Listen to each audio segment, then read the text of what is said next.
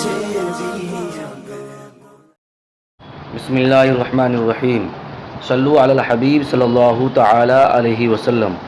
معزز طلباء کرام، آج کے سبق میں یعنی نحوی صرفی اجرے قواعد میں ہم دو مثالیں لے کر آئے ہیں۔ ایک ہے وہ اثر النجو الذین ظلموا، اور دوسری ہے کیفیہ سے تعلق رکھنے والی مثالیں۔ اور کیفیہ سے تعلق رکھنے والی مثالیں یہاں پر میں نے 4 مثالیں لکھی ہیں۔ ایک ہے کیفیہ تظن الامر، دوسری کیفیہ جاء زید، تیسری کیفیہ انت، اور چوتھی الم تر کیفیہ فعل ربک باصحاب الفیل۔ ہم پہلی مثال کو دیکھتے ہیں۔ پہلی مثال ہے وہ اثر النجو الذین ظلموا۔ ترجمہ کیا ہے اس کا صاحب؟ ترجمہ ہے الذین ظلموا، یہاں سے ترجمہ کریں گے ظالموں نے اثر النجوہ خفیہ مشورت کی، خفیہ مشورہ کیا۔ اب یہاں پر اعتراض یہ ہوتا ہے کہ صاحب الذین ظلموا یہ جمع ہے اور اسروا یہ فعل ہے، اور فعل بھی جمع کا صیغہ ہے، اور قاعدہ ہے کہ فاعل تثنیہ ہو جمع ہو تو فعل ہمیشہ واحد ہی آئے گا، لیکن یہاں پر آیا الذین ظلموا فاعل جمع تو فعل بھی جمع آیا ہے، کیونکہ الذین ظلموا یہ اسروا کا فاعل ہے۔ اس پہ ہم بحث بعد میں کریں گے۔ پہلے ہم یہ دیکھتے ہیں کہ پہلے ہم فاعل کے احکام میں غور و فکر کرتے ہیں۔ تو ہمیں کتابوں کے مطالعے سے پتہ چلا کہ فاعل کے احکام 7 ہوتے ہیں، فاعل کے احکام 7 ہیں۔ نمبر 1، فاعل کا مرفوع ہونا واجب ہے، یعنی فاعل ہمیشہ کیا ہوگا؟ مرفوع ہوگا، لیکن کبھی کبھی لفظاً مجرور بھی آتا ہے۔ اور مجرور کب آتا ہے؟ مجرور اس وقت آتا ہے جب کہ مصدر کی اضافت اسم ظاہر یعنی فاعل کی طرف کی جائے، جیسے اکرام المرئی اباہ فرض علیہ، مرد کا اپنے باپ کی تعظیم کرنا اس پر فرض ہے۔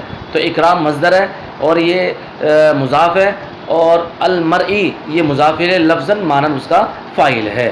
تو لفظاً کبھی مجرور ہوتا ہے، لیکن یہاں پر مرئی لفظاً تو مجرور ہے لیکن حکماً مرفوع ہے، کیونکہ فاعل کا حکم یہ ہے تو مرفوع ہوگا۔ ایسے ہی قرآن شریف میں ایک مثال ہے وَلَوْلَا دَفْعُ اللَّهِ النَّاسَ، اگر اللہ کا لوگوں کو دفع کرنا نہ ہوتا، تو دفع یہاں مصدر مضاف ہے اور اللہ مضاف الیہ لفظاً مجرور ہے، اور حکماً یہ مرفوع ہے، کیونکہ دفع مصدر مضاف کا وہ فاعل ہے حکماً۔ تو قاعدہ کلیہ یہ بنا کہ فاعل کا مرفوع ہونا واجب ہے۔ دوسرا حکم ہے فاعل کا مسند کے بعد واقع ہونا، یعنی فاعل کبھی بھی فعل سے پہلے نہیں آ سکتا، فعل کے بعد ہی آئے گا۔ جیسے کہا ضربہ زیدن، تو زیدن ضربہ کہہ دیا، تو اب زیدن ضربہ میں زید فاعل نہیں بنے گا، بلکہ ضربہ میں جو ہوا ضمیر ہے وہ فاعل بنے گا، وہ الگ بات ہے، وہ زید کی طرف لوٹ رہی ہے۔ تو دوسرا حکم یہ ہوا کہ فاعل فعل کے بعد آئے گا، فعل سے پہلے نہیں آ سکتا۔ مثال ہم نے پیش کر دی، وہ کیا؟ ضربہ زیدن۔ تو 2 حکم ہو گئے۔ تیسرا فاعل کا حکم یہ ہے کہ فاعل کا کلام میں ہونا ضروری ہے، یعنی فاعل کلام میں نہیں پایا گیا تو فعل اپنا معنی نہیں دے سکتا۔ ضربہ زیدن، زید نے مارا، تو اس ضربہ زیدن یہ کلام ہے اور اس میں زید یہ فاعل کی شکل میں موجود ہے۔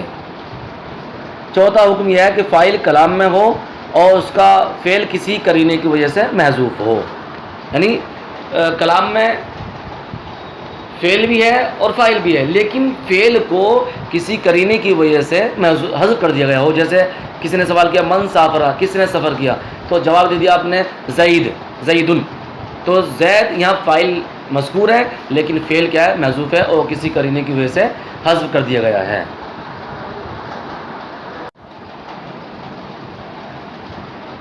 پانچواں ہے فعل کا فاعل ظاہر کے ساتھ واحد ہونا ضروری ہے، یعنی فاعل تثنیہ ہو جمع ہو فعل ہمیشہ واحد آئے گا، یہ بھی فاعل کے احکام میں سے ہے۔ چھٹا حکم ہے فاعل کا فعل سے متصل ہونا اصل ہے، یعنی فاعل فعل سے متصل ہوگا، لیکن کبھی کبھی متصل نہ بھی ہوتا ہے، جیسے کہا طلبہ کا خالدن، خالد نے آپ کو طلب کیا، تو قاعدہ ہے اس کا الگ، جب فاعل اس میں ظاہر ہو اور ضمیر منصوب متصل فعل سے ہو، یعنی ضمیر فاعل اس میں ظاہر ہو اور مفعول ضمیر منصوب متصل ہو، تو ایسی صورت میں فاعل کو مؤخر کرنا واجب ہوتا ہے۔ چھٹا یہ کہ جب فاعل مؤنث ہو تو فعل مؤنث لانا ضروری ہوگا، یعنی جب فاعل مؤنث ہوگا تو فعل مؤنث لایا جائے گا، فعل مذکر نہیں لیا جائے گا۔ تو یہ 7 احکام ہوئے جو آپ کے سامنے بیان کیے۔ اب رہی بات یہ کہ وَأَسَرُّوا النَّجْوَى الَّذِينَ ظَلَمُوا، الذین ظلموا یہ جمع ہے، کیونکہ الذین یہ اس میں موصول جمع کے لیے آتا ہے اور موصول صلے میں مطابقت ہوتی ہے، تو ظلموا بھی جمع ہے، اور یہ الذین اس موصول ظلموا ملا کر کے صلہ موصول صلے سے مل کر یہ اسروا کا فاعل ہے، اور اسروا بھی صیغہ جمع ہے۔ تو قاعدہ ہے یعنی فاعل کے احکام میں سے یہ ہے کہ فاعل جمع ہو تو فعل واحد لایا جائے گا، لیکن یہاں پر اسروا فعل بھی جمع ہے اور الذین ظلموا اس کا فاعل بھی جمع ہے۔ تو یہاں پر اس جملے میں 3 طریقے سے ترکیب کر سکتے ہیں۔ ایک تو مبدل من بدل کی ترکیب، یعنی اسروا میں واو جمع کو مبدل من قرار دیا جائے اور الذین ظلموا کو یہ بدل قرار دیا جائے۔ دوسری ترکیب الذین ظلموا کو مبتدأ مؤخر اور اسروا النجوى کو خبر مقدم قرار دیا جائے۔ اور تیسری ترکیب یہ کر سکتے ہیں کہ الذین ظلموا یہ فعل محذوف کا فاعل ہوگا، اور وہ کیا ہے، وہ تقدیری بارے نکلے گی من اسرھا، یعنی کس نے خفیہ مشورت کی، تو اس کا جواب آیا الذین ظلموا، تو الذین ظلموا یہ فعل محذوف کا جواب بھی واقع ہو جائے گا۔ تو اس طریقے سے 3 ترکیبیں ہو جائیں گی۔ ضرب زید، زید نے مارا، اس کے اندر بھی 2 ترکیبیں کر سکتے ہیں، ضرب فعل زید اس کا فاعل ایک ترکیب، دوسری ترکیب ضرب فعل ہوا ضمیر مبدل من اور زید بدل، مبدل من بدل سے مل کر فاعل۔ ایسے ہی یہاں پر اسروا النجوى الذین ظلموا میں 3 ترکیبیں کر سکتے ہیں، یعنی ایک مبدل من بدل کی، دوسری مبتدأ مؤخر اور خبر مقدم کی، اور تیسری کہ الذین ظلموا کو فعل محذوف کا فاعل بنایا جائے۔ یہ صاحب ہوئی ترکیب۔ اب ہم کرتے ہیں اس کی نحون صرفاً تشریح کرتے ہیں۔ اسروا یہ فعل ماضی ہے، واو فاعل سے جمع مذکر غائب کا صیغہ ہے، اور یہ فعل متعدی ہے۔ فعل متعدی وہ ہوتا ہے جو فاعل کے ساتھ مفعول کو بھی چاہے، تو اسروا کا النجوى کی شکل میں مفعول بھی موجود ہے۔ اسرا ثلاثی مجرد میں سمیع اسموں سے استعمال ہوتا ہے، تو اس کا معنی آتا ہے سرا یسرو، ناف میں درد ہونا، تو سرا یسرو سمیع اسموں سے آتا ہے تو ناف میں درد ہونے کا معنی دیتا ہے، لیکن ثلاثی مجرد میں یہ معروف ہو کر استعمال نہیں ہوتا، مجہول ہو کر استعمال ہوتا فعل لازم ہے، لیکن کیا فعل مجہول ہو کر استعمال ہوتا ہے، یعنی لازم کا ترجمہ دیتا ہے اور فعل مجہول کا استعمال کیا جاتا ہے، کیونکہ فعل لازم کا مجہول استعمال نہیں ہوتا ہے، لیکن یہ ایسا فعل مجہول ہے جس میں لازم کا ترجمہ ہوتا ہے۔ کچھ افعال ایسے ہوتے ہیں کہ استعمال تو مجہول کے ساتھ ہوتے ہیں لیکن ترجمہ معروف کا کیا جاتا ہے، جیسے ولدت، میں پیدا ہوا، حالانکہ ولدت کا مطلب میں پیدا کیا گیا، یہی ترجمہ ہونا چاہیے تھا، لیکن ولدت کا ترجمہ کیا ہوتے ہیں، کیا ہے، ولدت میں پیدا ہوا، ولد النبی صلی اللہ علیہ وسلم فی مکہ، نبی صلی اللہ علیہ وسلم مکے میں پیدا ہوئے، تو ولیدہ فعل ماضی مجہول ہے لیکن ترجمہ معروف کا ہوا۔ ایسے ہی سررت بولا جاتا، سررت میں خوش ہوا، سررت بکا میں آپ سے خوش ہوا، تو ہے فعل مجہول لیکن ترجمہ ہوا فعل لازم کا۔ تو ثلاثی مجرد میں یہ مجہول ہو کر استعمال ہوتا ہے لیکن لازم کا ترجمہ کیا جاتا ہے۔ اور اسرا باب افعال سے یہ کس کا معنی دیتا ہے، یہ اسرا کا معنی تھا خوش کرنا، اور جب اسرا کا صلہ السر یا النجوى آ جائے تو معنی آتا ہے بھید ظاہر کرنا، راز فاش کرنا اور راز چھپانا، یہ بھی معنی آتے ہیں اس کے، لیکن یہاں سرگوشی کرنے کے معنی میں ہے۔ النجوہ یہ اسم ہے، اور اسم کی علامت یہاں پائی جا رہی ہے الف لام کا داخل ہونا، یعنی الف لام داخل ہے، اور الف لام داخل یہ اسم پر ہوتا ہے، فعل پر نہیں ہوتا ہے۔ اور اسرو یہ فعل ہے، اور فعل کی علامت یہاں پر دو پائی جا رہی تھی، ایک تو مسند کا ہونا اور دوسرا فعل ماضی کی گردان کا ہونا، تو یہاں فعل ماضی گردان ہو رہی ہے۔ اور النجوہ یہ اسم مقصور ہے، اسم مقصور کا اعراب تقدیری ہوتا ہے، یعنی تینوں حالتوں میں تقدیری اعراب ہوتا ہے، اور یہاں پر جو ہے یہ حالت نصبی میں ہے، اور حالت نصبی میں تقدیری فتح کے ساتھ ہوتا ہے۔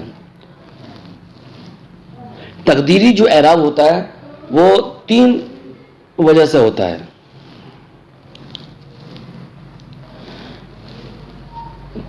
تین وجہ، یعنی یا تو ثقل کی وجہ سے ہوگا، یا تعذر کی وجہ سے ہوگا، یا کثرت مناسبہ کی وجہ سے ہوگا۔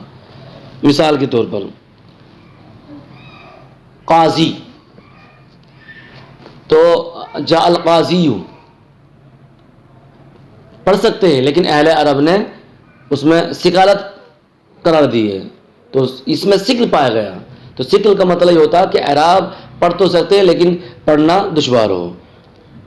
تو جاء القاضی، قاضی میں جو ہے وہ ثقل کی وجہ سے تقدیری اعراب ہے، تعذر کی وجہ سے یا کثرت مناسبہ کی وجہ سے نہیں ہے۔ اور یہ کہا جاء موسیٰ، موسیٰ آیا، تو موسیٰ میں جو تقدیری اعراب ہے یہ تعذر کی وجہ سے ہے۔ تعذر کا مطلب یہ ہوتا ہے کہ وہاں اعراب پڑھنا محال ہو، پڑھا ہی نہیں جاتا ہو، تو موسیٰ میں جو تقدیری اعراب ہے وہ تعذر کی وجہ سے ہے۔ کہا جاء غلامی، تو یہاں میں بھی تقدیری اعراب ہے، لیکن یہاں پر جو تقدیری اعراب ہے وہ کثرت مناسبہ کی وجہ سے ہے۔ کثرت مناسبہ کا مطلب یہ ہوتا ہے کہ یا کہ ما قبل یا متکلم سے پہلے جو کسرہ آتا ہے تو اس کو کسرہ مناسبہ بولتے ہیں۔ تو یہاں عامل کی وجہ سے کسرہ نہیں ہے، بلکہ یا متکلم اپنے ما قبل کسرہ جاتا ہے، یہ وہ کسرہ ہے، اس کو بولتے ہیں کثرت مناسبہ۔ بہرحال تو تقدیری اعراب ثقل، تعذر اور کثرت مناسبہ کی وجہ سے ہوتا ہے۔ الذین یہ اسم موصول ہے، اور اسم موصول کی تعریف یہ ہے کہ جو اپنا معنی دینے میں صلے کا محتاج ہو۔ یہ اسم غیر متمکن کی قسموں میں سے ہے، اور اس میں غیر متمکن اسے بولتے ہیں جو اصل مبنی سے مشابہت رکھے۔ تو اسم موصول یہ اصل مبنی میں سے حرف سے مشابہت رکھتا ہے، یعنی جس طرح حرف اپنا معنی دینے میں کسی دوسرے کلمے کا محتاج ہوتا ہے، ایسے ہی اسم موصول اپنا معنی دینے میں صلے کا محتاج ہوتا ہے۔ تو اسم موصول کو حرف سے محتاج ہونے میں مشابہت ہے، یعنی جس طرح حرف محتاج ہوتا ہے ایسے ہی یہ اسم موصول بھی محتاج ہوتا ہے۔ اسم موصول یہ جمع کے لیے استعمال ہوتا ہے۔ اسم موصول کے لیے قاعدہ یہ ہے کہ اس کے بعد صلہ ہے، اور صلہ جو ہوگا وہ جملہ خبریہ ہوگا، جملہ انشائیہ نہیں ہوگا۔ اعتراض کر سکتے ہیں کہ صاحب جملہ خبریہ ہوتا ہے، جملہ انشائیہ کی نہیں ہوتا؟ تو ہوتا ہے، جواب یہ دیا جائے گا کہ جملہ انشائیہ اس لیے نہیں ہوتا ہے کہ وہ صلے میں ایک ضمیر کا ہونا ضروری ہے جو موصول کی طرف لوٹے، اور یہاں جملہ انشائیہ اگر صلہ لے کر آئیں گے تو جملہ انشائیہ میں ضمیر نہیں ہوتی ہے جو ما قبل کی طرف لوٹے، جو اس موصول کی طرف لوٹے، تو اسی لیے کہہ دیا جملہ خبریہ ہوگا صلہ جملہ خبریہ کیا کر کے جملہ اسمیہ کو شامل کر لیا اور جملہ فعلیہ خبریہ کو بھی شامل کر لیا۔ اور اسم موصول کے لیے یہ شرط ہے کہ جیسا اسم موصول ہوگا ویسے ہی صلے میں ضمیر لائی جائے گی۔ تو اسم موصول جمع ہے تو صلے میں ضمیر بھی جمع کی لے کر آئے، تو ظلموا جمع مذکر غائب کا صیغہ لے کر آئے۔ ظلموا یہ فعل ہے، اور فعل کی علامت یہاں پائی جا رہی ہے مسند ہونا اور فعل ماضی کی گردان کا ہونا۔ یہاں پر ایک اعتراض کر سکتے ہیں، وہ اعتراض یہ کہ اسروا یہ بھی جمع ہے، ظلموا یہ بھی جمع ہے، اور جمع یہ اسم کی علامت ہے اور فعل کی علامت نہیں ہے۔ یہاں پر فعل کے ساتھ جمعیت پائی جا رہی ہے، تو ایسا کیوں؟ تو اس کا جواب یہ دیا جائے گا کہ صاحب ظلموا میں اور اسروا میں فعل واحد ہی ہے، کیونکہ فعل ہمیشہ واحد ہی ہوتا ہے، اور یہ جمع تو ہے، یہ علامت جمع ہے جو کہ فاعل ہے، تو فعل ہمیشہ واحد یہ ہوتا ہے، فعل کی تثنیہ و جمع نہیں آتی ہے، مجازن کہہ دیا جاتا ہے کہ یہ جمع ہے، یہ تثنیہ ہے۔ اب رہی بات نیچے، کیفا تظن الامر، کیفا جاء زید، کیفا انت، الم تری کیف فعل ربک باصحاب الفیل۔ تو کیفا آپ کو معلوم ہے یہ ظرف زمان ہے اور مبنی برفت ہوتا ہے یہ، تو یہ کبھی مفعول بھی واقع ہوتا ہے، کبھی حال واقع ہوتا ہے، کبھی مفعول مطلق واقع ہوتا ہے، اور کبھی خبر مقدم واقع ہوتا ہے، اور کبھی شرط و جزا کا معنی دیتا ہے۔ چلو دیکھتے ہیں کہ کب مفعول بھی واقع ہوگا، کب ذوالحال حال واقع ہوگا، کب مفعول مطلق واقع ہوگا، کب خبر مقدم، اور کب شرط و جزا کا معنی دے گا۔ تو اس کا ایک قاعدہ ہے کہ کیفا کے اندر ہمیں غور کرنا چاہیے کہ کیفا کے ما بعد افعال قلوب سے ہے یا افعال قلوب سے نہیں ہے۔ اگر کیفا کے بعد افعال قلوب سے کوئی فعل ہے تو کیفا یہ مفعول بھی مقدم بنے گا۔ جیسے یہاں مثال میں کیفا تظن الامر، تو کیفا یہاں پر مفعول بھی مقدم ہے، تظن فعل مضارع معروف صیغہ واحد مذکر حاضر اسم انت ضمیر پوشیدہ اس کا فاعل، اور الامر مفعول بھی ثانی، فعل اپنے فاعل اور دونوں مفعول بھی سے مل کر جملہ فعلیہ انشائیہ ہوا۔ تو یہاں کیفا کے بعد افعال قلوب سے ہے، اور قاعدہ ہے کیفا کے بعد جب افعال قلوب سے کوئی فعل آئے گا تو کیفا اس وقت یہ مفعول بھی واقع ہوگا۔ اور کیفا کے بعد اگر افعال قلوب سے نہیں ہے تو پھر غور کیا جائے گا کہ اس کے بعد والا جملہ بن سکتا ہے یا جملہ نہیں بن سکتا ہے، یعنی جملہ بننے کی صلاحیت رکھتا ہے، جملہ بننے کی صلاحیت نہیں رکھتا ہے۔ اگر اس کے بعد والا بعد والی چیز جملہ بننے کی صلاحیت نہیں رکھتی ہے تو وہاں پر کیفا جو ہے یہ خبر واقع ہوگا۔ جیسے مثال ذکر کی ہوئی ہے، لکھی ہوئی ہے کیفا انتا، تو کیسا ہے، تو کیفا یہاں پر یہ مفعول بھی واقع نہیں ہوگا بلکہ کیفا خبر مقدم واقع ہوگا، اور انتا مبتدائے مؤخر اپنی خبر مقدم سے مل کر جملہ اسمیہ انشائیہ ہو جائے گا یہ۔ اور کیفا کے بعد اگر جملہ بننے کی صلاحیت رکھتا ہے تو وہاں پر دو چیزیں یعنی دو ترکیبیں ہم کر سکتے ہیں، ایک مفعول مطلق کی اور ایک حال ذوالحال کی۔ اگر کیفا کی جگہ میں ایون کو رکھنا درست ہو اور ایون کی اضافت کسی اس فعل کے مصدر کی طرف کرنا درست ہو تو ایسی صورت میں کیفا یہ مفعول مطلق واقع ہوگا۔ جیسے قرآن شریف میں الم تری کیف فعل ربک باصحاب الفیل، تو کیفا فعل ربک، تو کیفا یہاں پر ایا فعل کے معنی میں ہے، کیفا یہاں پر ایا فعل کے معنی میں ہے۔ تو اب عبارت ہوگی الم تری ایا فعل فعل ربک، تو ایا فعل یہ مفعول مطلق واقع ہوگا، کیوں؟ کیونکہ کیفا کی جگہ میں ایون کو رکھنا درست ہے اور ایون کی اضافت فعل کے مصدر کی طرف کرنا بھی درست ہے۔ اور جب ایسی چیز پائی جاتی ہے کہ کیفا ایون کے معنی میں ہو اور اس کی اضافت مصدر کی طرف کرنا درست ہو تو اس کو مفعول مطلق بنانا درست ہے، تو یہاں پر مفعول مطلق بنایا جائے گا۔ اور اگر کیفا کی جگہ میں ایون کو رکھنا درست نہ ہو تو وہاں پر حال ذوالحال کی ترکیب ہوتی ہے، جیسے کہ مثال لکھی ہوئی ہے کیفا جاء زید، زید کیسے آیا، تو کیفا یہاں پر حال مقدم ہے، جاء فعل ہے، فعل ماضی مثبت معروف، اور زید ذوالحال ہے، ذوالحال حال سے مل کر یہ جاء کا فاعل ہے، فعل اپنے فاعل سے مل کر جملہ فعلیہ انشائیہ ہوا۔ اور کیفا یہ شرط کے لیے بھی آتا ہے، لیکن اس وقت آتا ہے جبکہ کیفا کے بعد دو فعل ہوں جو لفظاً اور معنی متفق ہوں اور مجزوم بھی نہ ہوں، تو اس وقت یہ شرط کا معنی دے گا۔ جیسے کیفا تصنع اصنع، جیسے تو کرے گا میں کروں گا، جس طرح تو کرے گا میں کروں گا۔ صدق اللہ العظیم واللہ اعلم بالصواب۔